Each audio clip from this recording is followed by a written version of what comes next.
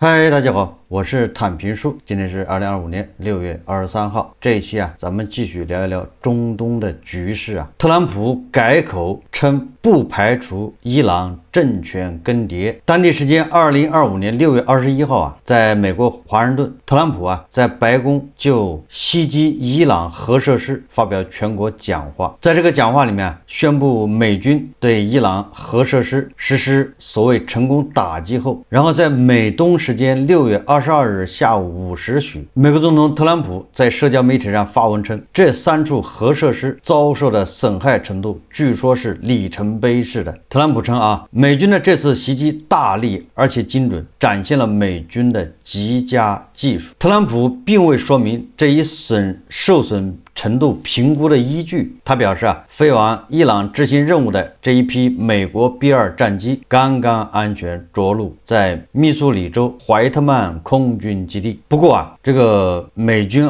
投下巨型钻地弹后通过卫星拍摄的这个伊朗核设施就福尔多这个核设施上方的这个巨洞就是钻地弹打下去之后形成的那个巨洞清晰可见。根据这个美军披露的这个战术细节美军采用了双弹连击特殊打法，就是2枚钻地弹间隔几秒钟命中同一坐标，就是第一枚钻地弹负责是炸开那个岩石层，炸出一条通道，然后呢第2枚钻地弹沿着第1枚钻地弹这个炸出的通道就像那个接力赛跑一样继续指导那个更深层次的那个结构。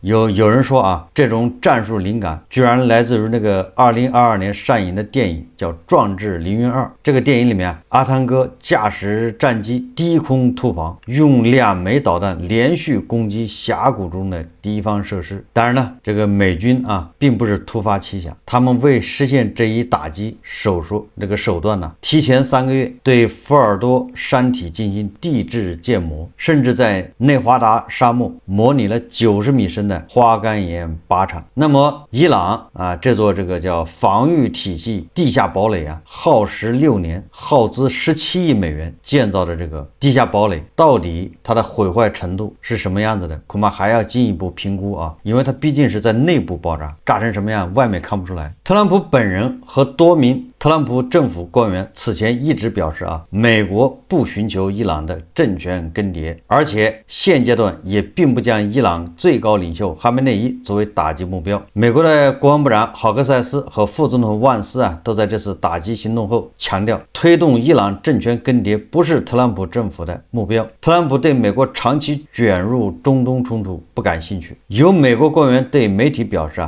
特朗普政府事后已经主动向伊朗方面表示，这次行动是一次性的行动，而不是政权变更战争的开局。但是大家也知道特朗普他人送外号特不靠谱，这个绝非浪得虚名一日3变，对吧？这是他的这个特征。唯一确定的就是特朗普的不确定性，所以他前面说了他对伊朗的政权更迭不感兴趣。结果特朗普6月22号，就是一天还没到他在社交媒体上他又写到用政权更迭这个表述是政治不正确的。但如果当前的伊朗政权无法让伊朗再次伟大，为什么不能有政权更迭让伊朗再次伟大？这什么意思特朗普现在要改变主意了，要让伊朗再次伟大。关于对伊朗的这次打击午夜之锤虽然对这个福尔多这个地下这个地堡损失程度这个打击程度怎么样目前还不好说，但是根据各方报道我们有理由相信这次打击对伊朗的这个浓缩铀就是它的关键原料和这个设施这个损坏程度是有限的。尤其是这个伊朗这么多年搞的这个浓缩铀，据说这个风度83点几，在这么危险的情况下，伊朗方面它应该不会坐以待毙，也就是说它很有可能把这批浓缩铀它转移了。这个万斯在美国全国广播公司采访中暗示他说伊朗的浓缩铀库存并未被损毁，不过伊朗研制出核武器的时间线已经被拉长到数年或者更久的时间。我觉得这个万斯说法还是比较这个客观的。当被追问伊朗拥有接近武器级的900磅高浓缩铀是否已经被完全销毁时，万斯没有直接回答，而是表示特朗普政府未来几周将继续行动，以确保美国对这些高浓缩铀采取措施，包括和伊朗方面就此进行对话。万斯还强调美国没有和伊朗开战，美国只是和伊朗核计划作战，伊朗的核计划已经大幅度倒退，这才是美方本次行动的目标。纽约时报援引一名美国高级官员的说法称，位于地下的伊朗福尔多核设施得到了重重保护，在此次袭击中没有被完全摧毁，但遭到了严重损坏。美军参谋长联席会议主席凯恩在美国国防部记者会上表示初步判定伊朗的3处核设施目标都遭受了严重的损毁，但对最终结果的评估仍需要更多时间。据美国媒体引述知情人士的说法报道，凯恩是本次美军打击伊朗核设施行动的主要策划人。在特朗普宣布对伊朗核设施进行奇袭后，伊朗议会议长战略顾问在社交媒体上表示伊朗在一段时间以前就对核设施进行了疏散，此次袭击没有造成无法修复的破坏。联合国下属的国际原子能机构总干事格罗西此前也表示，伊朗很可能已经将浓缩铀进行了转移。格罗西6月22日举行的联合国安理会紧急会议上表示联合国国际原子能机构监督员仍身在伊朗，但只有当地的敌对局势停止后，工作人员才能去伊朗核设施评估受损情况，并为相关设施提供保护。对于伊朗主要核设施福尔多的现状，格罗西表示虽然航拍图像显示在福尔多设施出入口出现了轰炸的坑口，但地下的受损程度还无法评估。法尔斯通讯社援引伊斯兰革命卫队消息说，核设施内的关键设备和材料已在袭击前转移，实际损失微乎其微。革命卫队总司令萨拉米在电视讲话中警告，若美国继续玩火，伊朗将封锁霍尔木兹海峡，并对中东地区美军基地发动外科手术式打击。这个咱们更多的还要看以色列方面的这个动向。这次针对伊朗的打击主要是要消灭，对吧？要摧毁伊朗的这个核能力，所以以色列人是最上心根据以色列时报23日的报道以色列总理内塔尼亚胡22号说他说伊朗核项目和导弹项目已受到重创，以色列行动目标非常接近完成。内塔尼亚胡在一场新闻发布会上说以色列不会与伊朗陷入消耗战，但在任务完成前不会停火。他说美军轰炸对福尔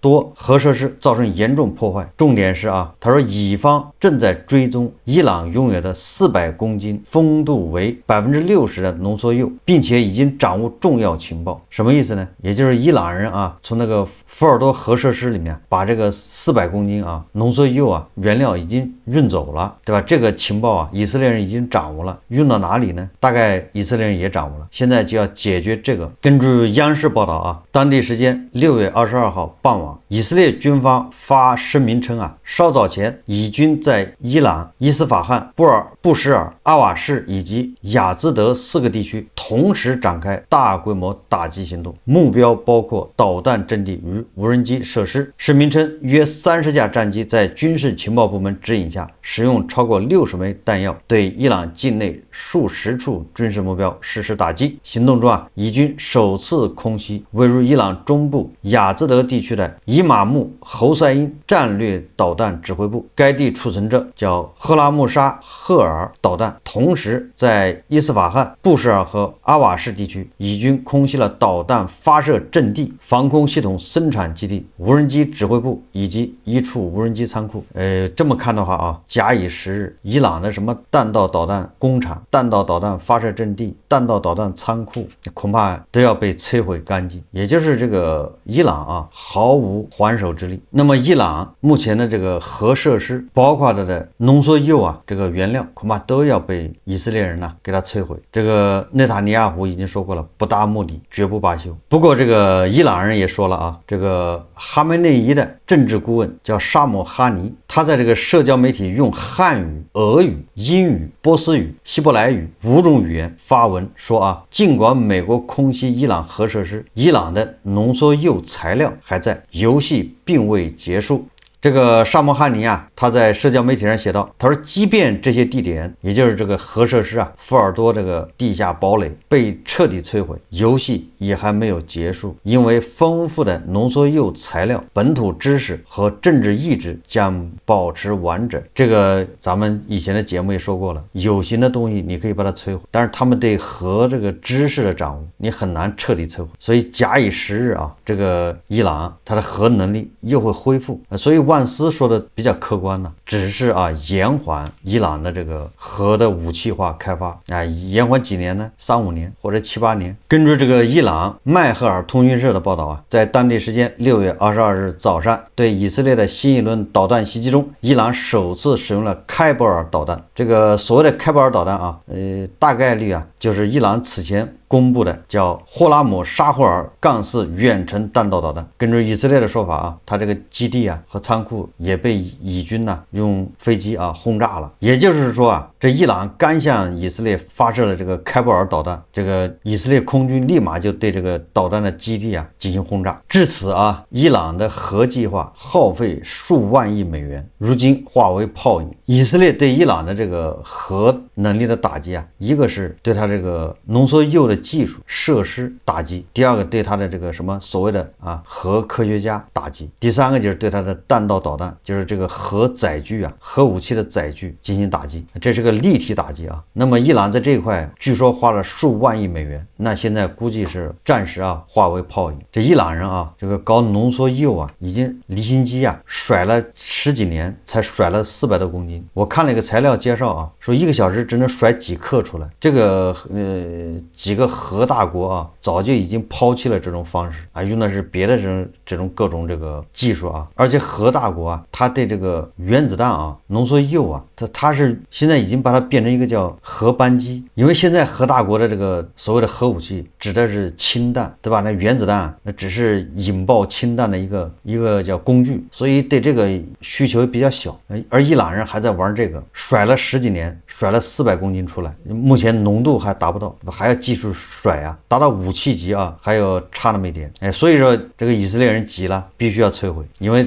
再让伊朗人甩下去啊，这个伊朗恐怕在几周之内啊，他就能造出原子弹。我们看看这个伊朗的高层啊，现在是什么反应？首先是伊朗的总统啊，佩泽西奇扬6月22号，他在与法国总统马克龙通电话的时候说啊，美国袭击伊朗核设施是侵略行径，伊朗方面将对此做出回应。这个马克龙劝这个佩泽西奇扬啊，要保持克制，保持理智啊。这个佩泽西奇扬说啊，伊朗从未主动挑起战争，但在遭遇侵略时必将进行自卫。他说啊，伊朗始终表示愿意在国际规则框架内进行对话，但绝不会屈服于霸凌政策，对侵略行为做出适当回应是理所当然的。这是伊朗的总统啊佩泽西奇扬的这个态度，一方面说要报复，一方面不排斥谈判。而这个神棍政权的最高领袖哈梅内伊在地堡里面也传出了他的指示啊。伊朗最高领袖哈梅内伊6月23日凌晨发声啊。据美国广播公司报道，哈梅内伊6月23日在社交媒体 X 上发文说啊，惩罚仍在继续，犹太复国主义敌人犯下大错，犯下了大罪，他必须受到惩罚，而且正在受到惩罚，他现在正在受惩罚。根据报道说啊，哈梅内伊没有提美国和美国总统特朗普。我觉得这个哈梅内伊啊是掌握了精髓，也就是他把矛头啊死死的对准了以色列，对吧？你美国打我，反正我就是打以色列。这个按照哈梅内伊的表态啊，恐怕伊朗是不会袭击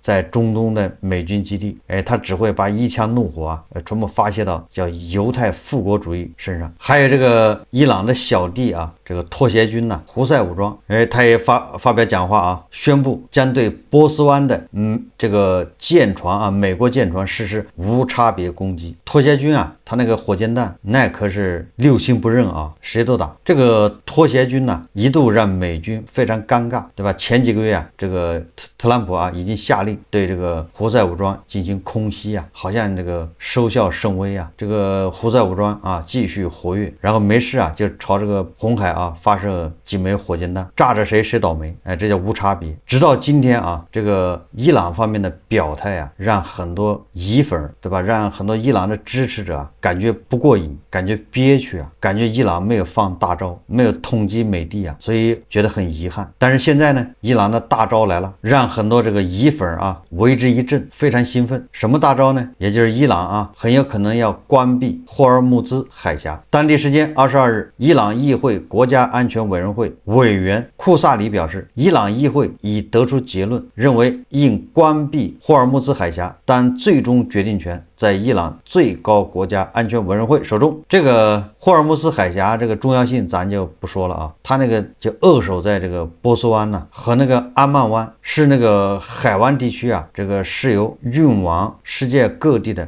唯一的海上通道。全球啊1/3的这个海运石油啊都要通过这个霍尔木兹海峡。这个霍尔木兹海峡这个啊最窄的地方好像不到10公里吧，比那红海还要窄，而且它有的地方啊它吃水啊好像也只有几公里啊，也就是说那个地方是咽喉要道，非常容易把它掐断。这伊朗人啊，人家议会已经做出决定，就是议会已经同意了关闭霍尔木兹海峡，但最终关闭还是不关闭啊，也就是由哈梅内伊来决定啊，伊朗最高国家委员会嘛。这按道理啊，正常的国家你议会同意了就可以执行了，但是伊朗它对吧，人家是神权国家，神棍政权，所以你这个世俗的啊，你们做的一切决定最终还是由这个最高精神领袖来认可、同意、批准。我就比较纳闷啊，这个伊朗他要关闭霍尔木兹海峡，为什么那么多伊粉那么开心呢？兴高采烈。可以毫不夸张的说啊，伊朗人如果真的关闭了霍尔木兹海峡，那最大的受害者就是印度啊。我们先看看这个美国人的反应啊，针对伊朗可能封锁霍尔木兹海峡的消息，这个美国的国务卿卢比奥啊，他在接受记者采访的时候说啊，他鼓励啊印度给伊朗打电话啊，劝伊朗不要这么做。这个印度啊，它的造船业对吧，它的运输业、海运很大一部分呢，就是帮波斯湾这些国家把石油运往世界各地，不光运到印度啊，它运到世界各地啊。这个卢比奥说啊，承担了全球航运辛苦这个工作的大头是印度啊。你要封锁这个霍尔木兹海峡，那对印度来说影响更大，远远大于美国。对美国的影响是什么呢？就是油价一涨，美国通胀又要起来，这就对美国的影响。大家看视频啊。There's no way we were leaving that for future generations. Secretary, final question here. Do you expect Iran to move to close the Strait of Hormuz to try to disrupt oil transportation across the world? Well, I encourage the Chinese government in Beijing to call them about that because they heavily depend on the Straits of Hormuz for their oil. If they do that, it'll be another terrible mistake. It's economic suicide for them if they do it. And we retain options to deal with that. But other countries should be looking at that as well. It would hurt other countries' economies a lot worse than ours. It would be, I think, a massive escalation that would merit a response, not just by us, but from others. So, look, they're going to say what they need to say. You know, these are the things that need to happen for their own internal politics and so forth. But in the end, we're going to judge them by the actions that they take moving forward. We had 3 objectives. We struck those 3 objectives with decisive force. And that was the point of this mission. And that's what we achieved. What happens next will depend on what they do. They want to negotiate. We're ready to negotiate. They want to get cute and do things that are dangerous. We have responses available that are devastating. Secretary, was China complicit? We know that jets flew into Iran. We don't know what were on those jets. No, we don't have any evidence that the 大国啊，45%的石油是要通过这个霍尔木兹海峡，无论是来自伊朗的，还是来自什么科威特是吧，还有什么阿联酋的，这个海湾国家啊，它那个产油啊成本低，油品质还好。这些伊粉啊支持伊朗的，封锁霍尔木兹海峡的，马上要喜迎啊油价上涨，它那个汽油价格翻着倍的涨，不知道他们这个是什么个逻辑啊？是美国人炸的你伊朗的核设施，你报复美国不就完了吗？你封闭这个霍尔木兹海峡那是自杀呀！可以这么说啊，伊朗如果敢封锁霍尔木兹海峡，那就是自寻绝路。有这么几方面原因啊。第一个，他不仅得罪了美国，因为他一封锁霍尔木兹海峡，就会造成这个油价上涨，造成美国的通胀加剧。第二个，这个伊朗得罪了所有的这个阿拉伯国家。目前啊，这些阿拉伯国家对伊朗啊，他只是没有伸出援手帮他，但也没有反对他，关系比较微妙。你这时候如果把这个霍尔木斯海峡一关，那你就是把这些阿拉伯兄弟全得罪，你彻底的把自己的路给堵死。那有人就说了，这叫破罐子破摔，对吧？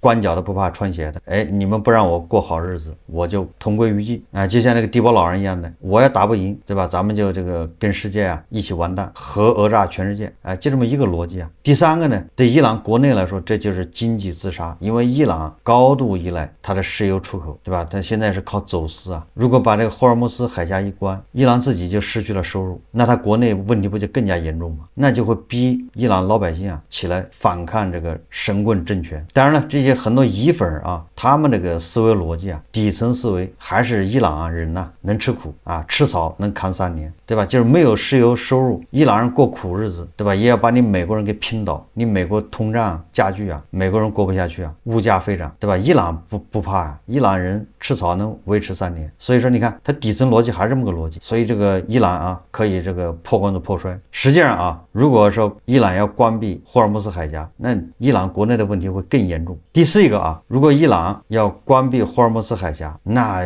首先第一个让以色列啊这个内塔尼亚胡做梦都能笑醒。本来这个以色列是吧，冒着这个被人指责的这种冒着骂名啊去轰炸伊朗核设施，结果你一来这么一手，对吧？让更多的国家反对伊朗，这不就是在帮以色列吗？帮内塔尼亚胡。第二个呢，让迪保老人也是做梦都能笑醒的，这就是迪保老人愿意看到的。你赶紧把那个霍尔木斯海峡给它关上，这样俄罗斯的石油啊，对吧？一个价格涨，第二个需求量就大，这俄罗斯人坐在那儿数钱。以上原因啊，是伊朗想封霍尔木斯海峡，但是不敢封的原因。那还有一个啊，就是主观和客观的问题。就是主观上伊朗想封，客观上他封得了吗？也就是他有没有这个能力？这个霍尔木斯海峡不是伊朗内海，对吧？不是伊朗一个国家说了算，它应该属多国，对吧？你比如说还阿曼，对吧？你封你那边的，这边的你能封吗？你封那不就相当于跟人家宣战吗？对吧？你跟以色列还没打明白，你先跟自己兄弟干起来了。所以说啊，如果伊朗要封霍尔木斯海峡，那就是这个伊朗神棍政权呢，真正的进入倒计时，